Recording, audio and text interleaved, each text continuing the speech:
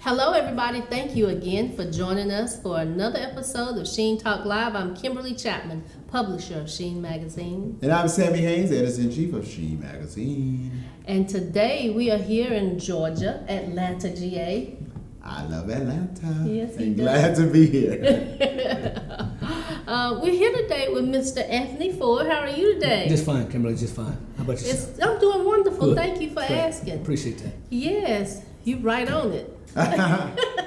I know, but ready that's for what the you're supposed to do. He is currently the mayor pro tem in Stockbridge. That's correct, yes. And now you're running for mayor of Stockbridge. Absolutely. Why do you think it's important to run for mayor? First of all, I think I'm the best person for the job. And for 2016, I was actually the interim mayor for 11 months. And we had much successes in the city of Stockbridge, working with the council and doing the proper things for the citizens. So just want to continue that on for an additional 4 years and continue to move the city forward and be successful.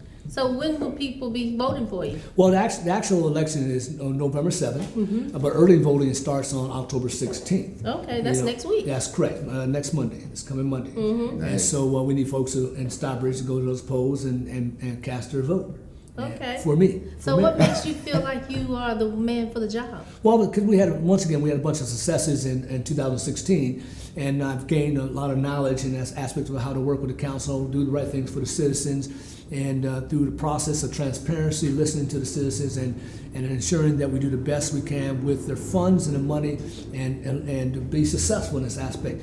One of the things is that our budget was very successful. We had an audit for 2016 when we got back in April, and we have $15 million in reserves. We're a very solvent city in this aspect, so we have funding, the proper amount of funding to go forward with different type of SPLOST projects and projects that the citizens want. Besides that, we came to the rescue of our library system, which is normally not the city's position to do that, but one of our libraries in the city itself was didn't have the right amount of funding to open up on the weekends. The citizen says, hey, we need the library open for our kids to study and learn. So we issued them, the library system, $10,000 near the end of the year to allow them to open up on the weekends and give that access to the families and the kids to do that. And then also help prompt the county government to finally come through and fund for the 2017, put the proper amount of money for all the libraries across the county itself, also the library in which we have within our city. So we help prompt that as well. We're looking at our interchange on 75. He's going on 75. We have several different interchanges there, so we're looking to increase the beautification of those interchanges.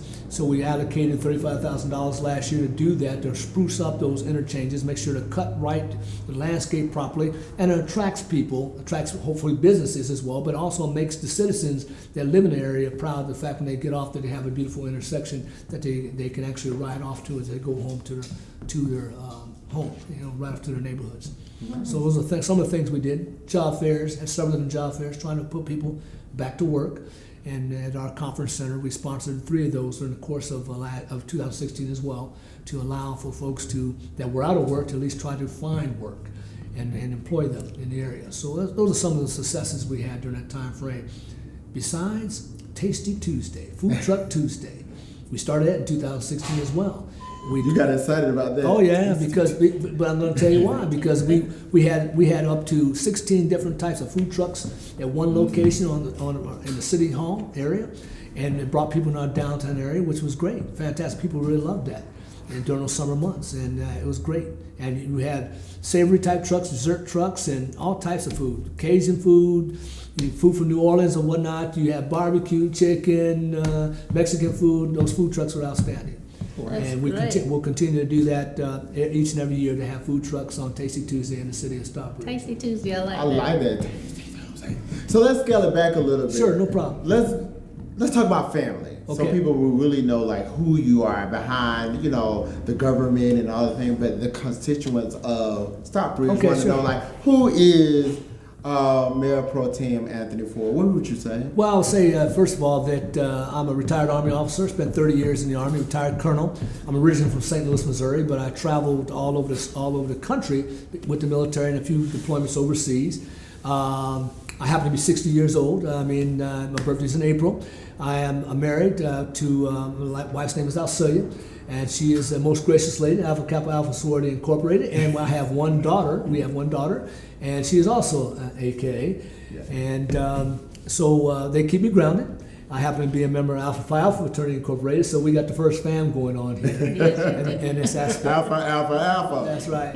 So, but I retired from the Army 7 years ago, and I've been serving in the community as a homeowner association president from where I live. I served for 4 years as the president of the school council at my daughter's high school when she was, in high school course there, and I have done several things with my local church. I'm a trustee of my local church, and I've done several different things with my fraternity by being in the city of Stockbridge as well. So I've been pretty active with doing some things in the community since I retired. Nice. So what are some of the plans that you have once you're Sure. voted in? Well, absolutely. Economic development is one of the primary things. We have two major areas that we'd like to focus in on. One of those areas is actually called Jodico South.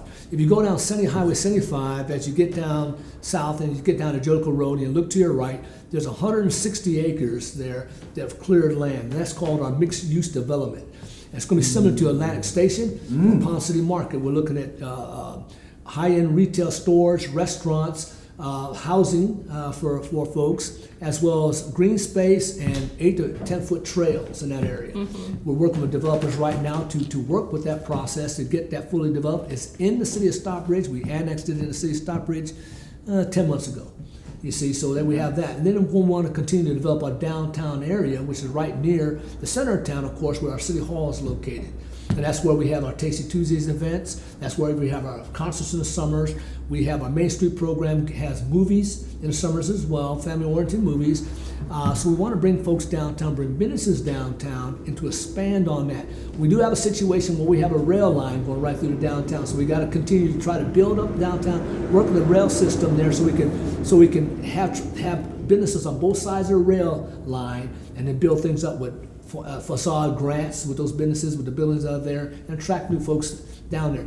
Want to work with women businesses, and what my wife has her own particular business as well, but work with women businesses and use those certain incentives to get businesses in the downtown area with either in Jodico South in this aspect. And since I'm a veteran, I want to work with some veterans and those veteran organizations and people that are veterans to start their businesses as well. Try to work with that and help them thrive in the area.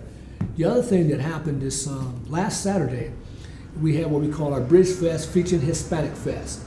Second year we've done that. It's off the chain. I mean, seriously.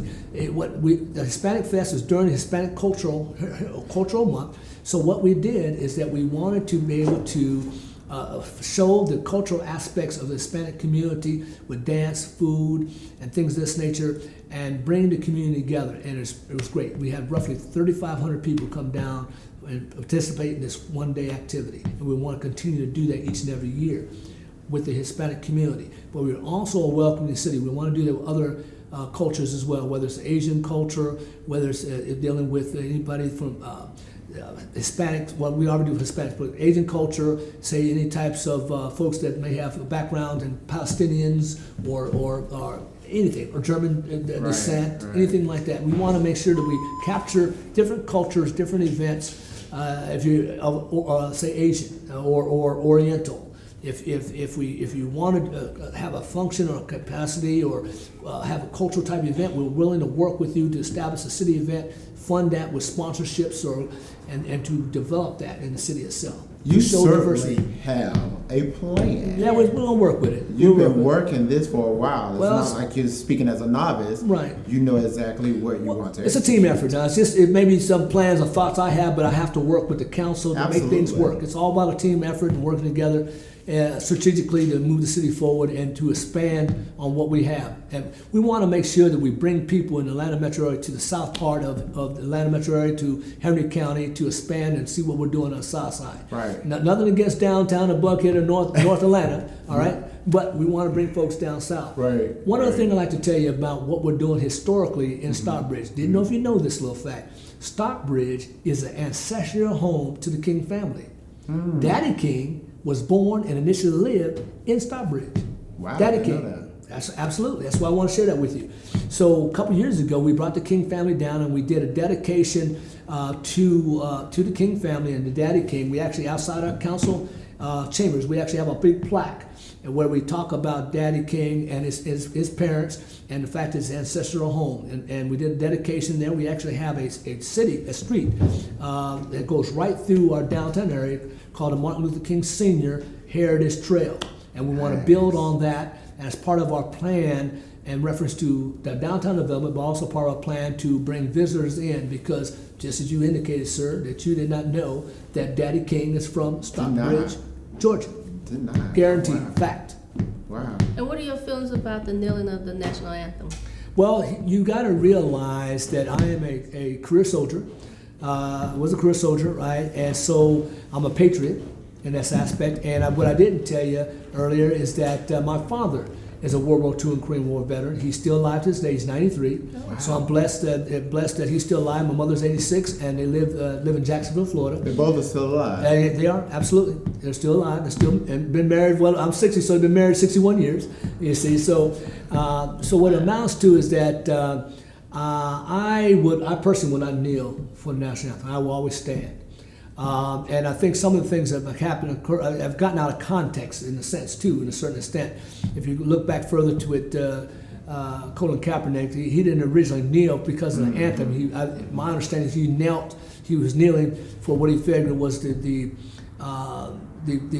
tragedies of how certain African Americans were treated by, say, police officers. I think that's the initial initial reason why, and I think it's got out of context in a sense, in that aspect. But I'm proud to be an American. I'm proud to serve the country for 30 years. I did that successfully, and so I'm a patriot. So I personally am not gonna kneel. To each his own, but I'm not gonna do that. It's To each his own. To each his own. I like that. But I'm not gonna do that personally. I like that. And I think that's really great.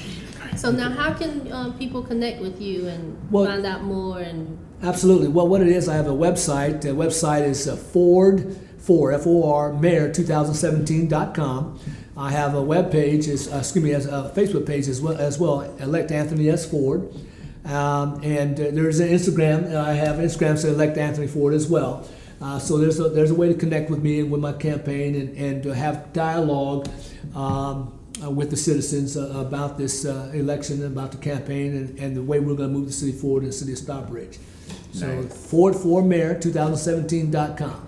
Like Ford. Ford, F-O-R-D, Right. F-O-R, mayor. Okay, Ford for mayor. Yeah, Ford, okay, I'm glad I cleared that up. Ford, F-O-R-D, for mayor, 2017.com. Okay, Ford for mayor 2017.com. That's right, that's my website. There Absolutely. you go. We got it now because I was sitting there thinking, what is he saying? I'm Okay. sorry about that. Sometimes Well, I talk a little fast, I guess. Yeah, well, it happens.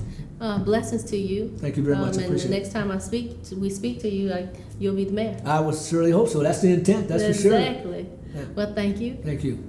Everybody, thank you again for supporting us and watching Sheen Talk Live. This is Kimberly Chapman. And Sammi Haynes. And make sure you pick up your issue of Sheen Magazine at Barnes & Noble, Books A Million, Walgreens, Walmart, and of course I would like to say thank you to Courtney Clark at 108 Praise, my MBN, CBN, Channel 4. Have a wonderful day, and thank you again.